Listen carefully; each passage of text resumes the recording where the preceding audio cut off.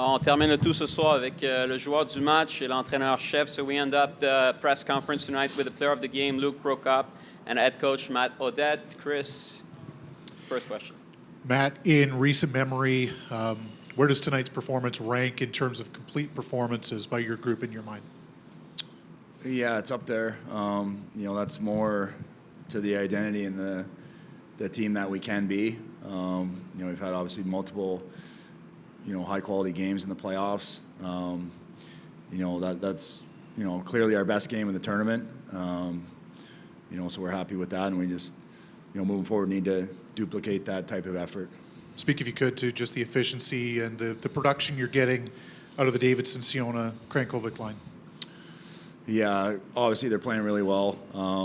They've got multiple elements to the line. They can put the puck in the net. They can be physical.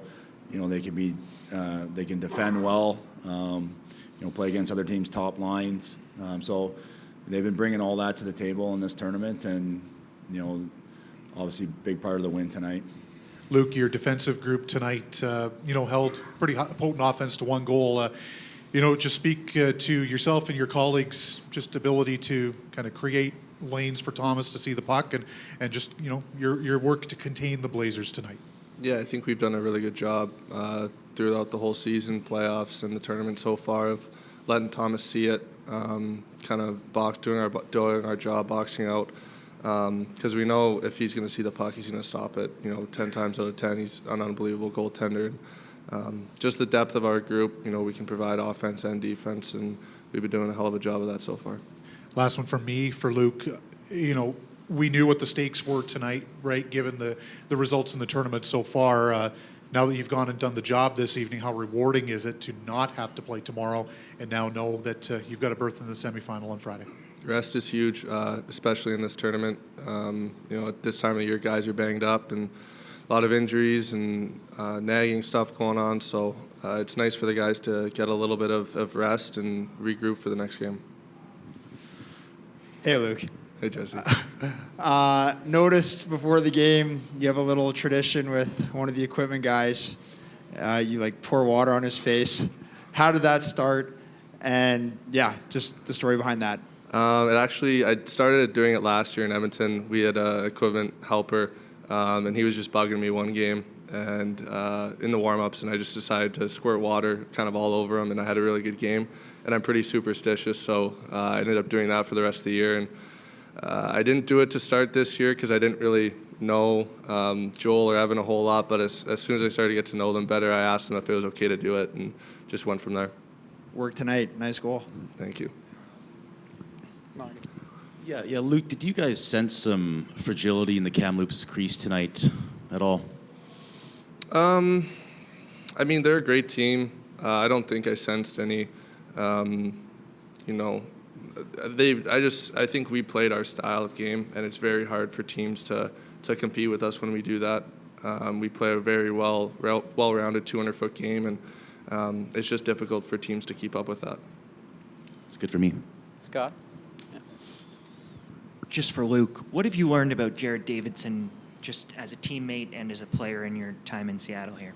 Well, it's been nice to finally play a season with him. I've known Davey for probably around 10 years now, just playing against him, going to school with him back home in Edmonton. So I didn't think he would turn out to be the player he is today. He's put in a tremendous amount of work in the off seasons, and credit to the coaches in Seattle for making him the player he is today. And seeing him have success in his last two seasons, and this one especially in his 20-year-old year, is something really cool, and I'm happy to be a part of it with him. Hi, Matt. So I wanted to ask you, touching on you saying duplicating that performance, how do you kind of avoid being able to be in a spot where you're too confident or too happy over this win to be able to push this performance over to the next game? Yeah, I think it's a matter of staying even keel. We've been that team over the course of the playoffs. When we've had a big win, we've put it aside and got ready for the next game. Obviously we take the things that we did well and we want to carry those things forward into the next game.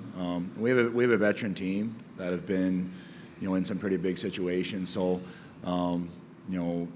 we've got the experience not to get too high, and obviously in this tournament, all the teams are excellent, and the next challenge is, coming our way on Friday. And when does the preparation start? Obviously, with Kamloops, they're a familiar foe for you guys, but if Peterborough wins, we've all seen what they could do when they're really at it. So when does that preparation begin, and how do you prepare for that? Yeah, both really good teams. We've played them once, Peterborough, so we can take some of the things that we learned from that game. Obviously we'll watch the game tomorrow and keep an eye on both teams and see if there's anything new that they're bringing to their game. But preparation starts now. This game's done, so we'll start working on getting ready for the next game. Question for Luke. Can you talk a little bit about the differences between the Oil Kings last season and the Thunderbirds this year, and why you guys have had success as a team this year?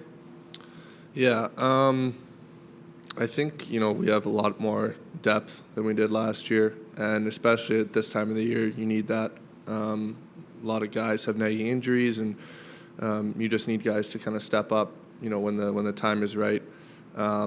So we've been lucky enough to kind of go throughout the playoffs without any major injuries, and I think that's just kind of one of the main components of how far we've gotten in this tournament so far.